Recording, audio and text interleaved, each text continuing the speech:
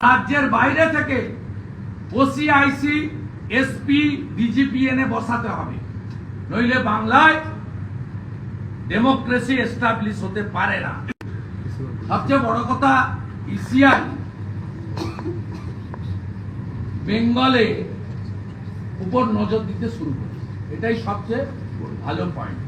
মমতা ব্যানার্জি 35,000 হিন্দুর নাম চাকরি দিতে পারেন না, অন্য রাজ্যে গেছে, নাম কাটতে পারেন। আশ্চর্য হয়ে যাবেন, তৃণমূল যে 35,000 মাইগ্রেন্ট লেবারের অবজেকশন দিয়েছে, 100% হিন্দু,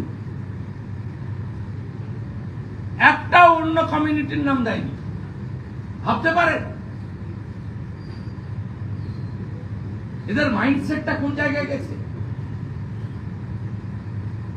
অতএব আমরা অনেক আগে থেকে ধরেছি, আমরা ছাড়ব না।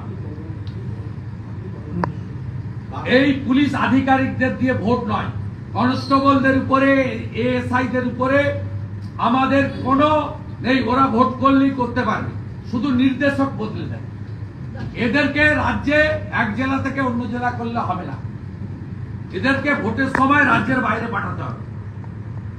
যেমন শান্তনু সিনহাকে কলকাতা থেকে 21 সালে বের করে দিয়ে কোচবিহার পাঠিয়ে দিয়েছে।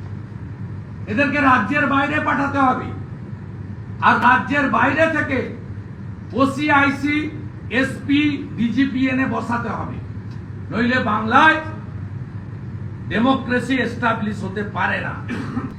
Central government employee, is IPS সবটা পরিষ্কার ভাবে বলা আছে, সেন্ট্রাল ব্যুরো অফ ইনভেস্টিগেশন তারা এটা দেখবে।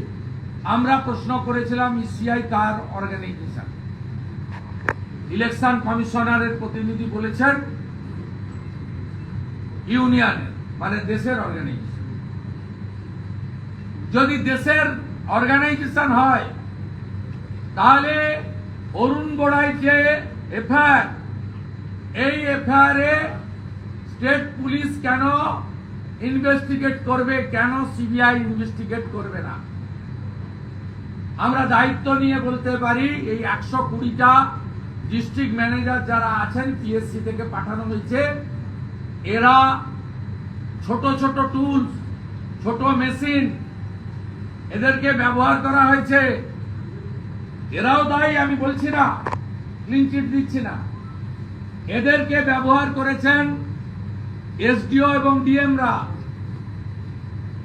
তাই এই কেস অবিলম্বে আপনি সিবিআই কে হ্যান্ডওভার করুন। উনি বলছিলেন সাব জুডিস, আমি বলেছি সাব জুডিস নয়। অরুণ গোড়াই কলকাতা হাইকোর্টে গেছে যে আমাকে দিয়ে করানো হয়েছে, সেন্ট্রাল এজেন্সির ইনভেস্টিগেশন চাই। কিন্তু কলকাতা হাইকোর্ট এখনো কোনো ইন্টারলগেটরি বা ইন্টারিম অর্ডার দেয়নি। স্বাভাবিকভাবে এটা সাব জুডিস এই মুহূর্তে নয়। আপনি চাইলে ইসিআই কনকারেন্স নিয়ে, লিগ্যাল ওপিনিয়ন নিয়ে উইদিন ফিউ আওয়ার্স এই কেস আপনি হ্যান্ডওভার করে দিতে পারেন সিবিআই কে। আমরা দায়িত্ব নিয়ে বলতে পারি, কাকদ্বীপের এসডিও মধুসূদন মন্ডল, দক্ষিণ 24 পরগনার ডিএম, যাকে ভাইকোর ডিএম বলা হয়, সুমিত গুপ্তা, এরা ডাইরেক্টলি ইনভলভ। আজকে যাদের জন্য অরুণ গোড়াইয়ের বিরুদ্ধে এফআইআর সাসপেন্ড হয়েছে, সেই আপনারা টিভি গিয়েছিলেন তাদের কাছে জিজ্ঞেস করতে কিভাবে নাম উঠেছে। সেই রোহিঙ্গা মুসলমান বলেছে আপনাদের সামনে যে আমি 10,000 টাকা তৃণমূলকে দিয়ে ভোটার তালিকায় আমার নাম তুলেছি।